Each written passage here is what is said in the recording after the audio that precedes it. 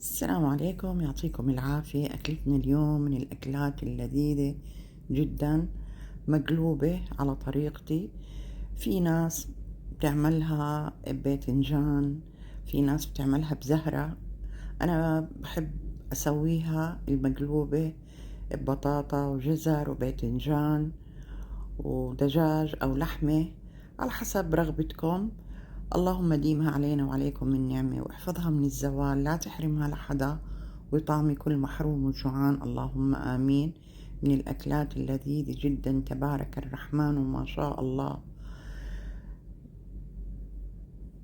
منظرها ما شاء الله مشهي، وطعمها تبارك الرحمن. أنا بحب بس أسوي المقلوبة، بخلط الرز بسمتي وسان وايت. إذا بدكم طعم الرز يكون لذيذ مع المقلوبة، اخلطوا رز سان وايت مع رز بسمتي، جدا لذيذ. عندي قطع من الدجاج، طبعا غسلتهم ونظفتهم، بضيف عليهم بهارات من كل نوع، ربع ملعقة صغيرة ملح، فلفل أسود، بهارات الدجاج، بهارات مشكلة، هيل ناعم. وبتبل القطع بهاي الطريقة،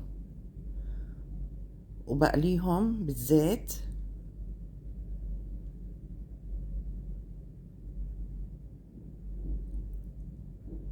بقلي الدجاج بالزيت بهاي الطريقة ليتحمر عندي.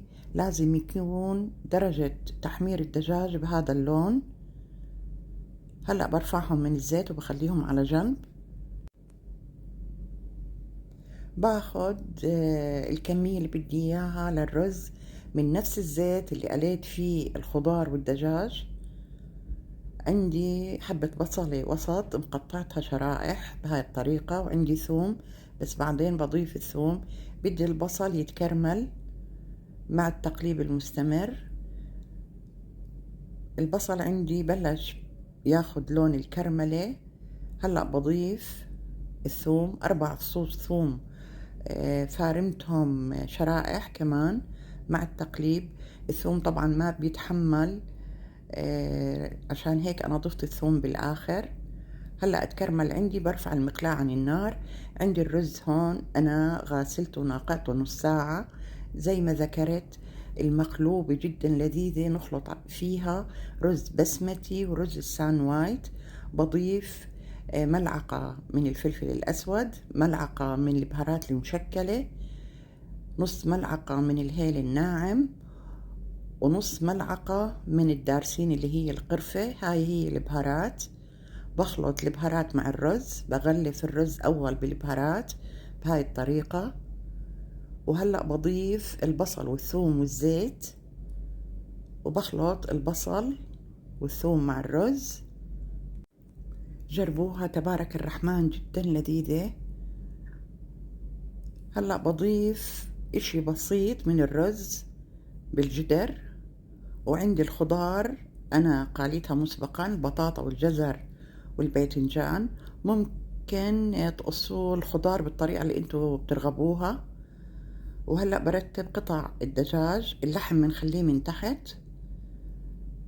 برتب الكمية كلها، وبضيف الرز على الدجاج، الكمية كلها بضيفها، وبرتب الرز بهاي الطريقة.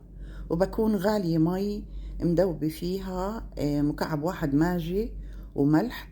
أنا هاي الحركة بعملها عشان بس أضيف المي، تدخل المي لتحت توصل الخضار والدجاج، لأنه الدجاج طبعا إحنا عنا مو مستوي بس ماخد لون التحمير.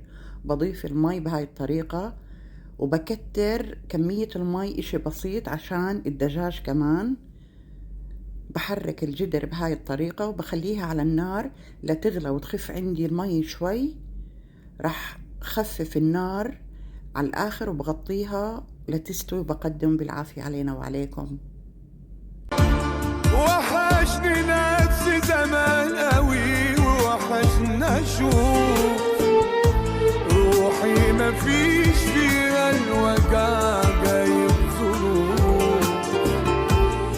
وحشني بالي وهو رايق كل يوم، بس الهموم سايباني حتى في ضحكي خوف، وخدتني وودتني